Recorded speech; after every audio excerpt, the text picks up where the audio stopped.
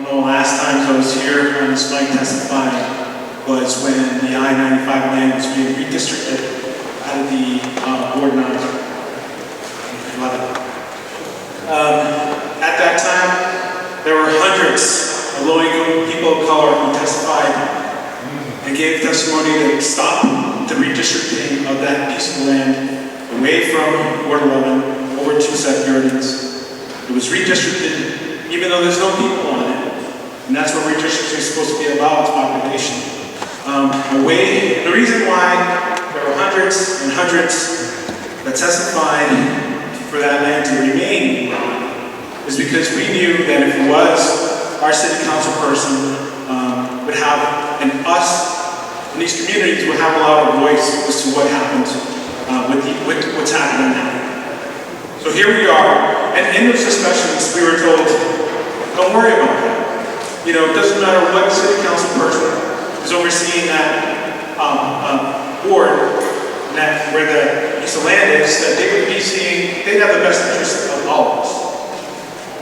But now we're here doing the same thing that we've always done with tax equalization agreements, is giving away the cake, letting go, not getting taxes, not getting money, so developers can build, and the buildings go up. And as General said before, yeah, we have the waterways that are different, we have the mall, we have the convention center.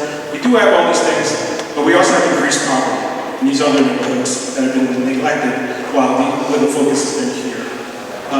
Poverty has increased every decade for the past 4 decades in South Providence, where we're from.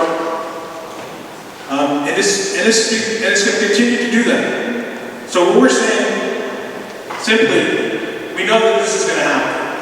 We know it's a bad idea, this trickle-down idea, that build all this stuff, bring in the creative class, that those most marginalized are eventually going to get something out of it. We know that's a lie, and we know that we see the evidence of it year after year. The same sort of direction is happening in Baltimore and Ferguson. You see what happens over there. They have downtown development, but then they're neglecting these neighborhoods. So what we're proposing in there is that you include this list that Jobs and Justice has, because one of the things it has is targeted hiring in these communities that have the highest unemployment and poverty and crime.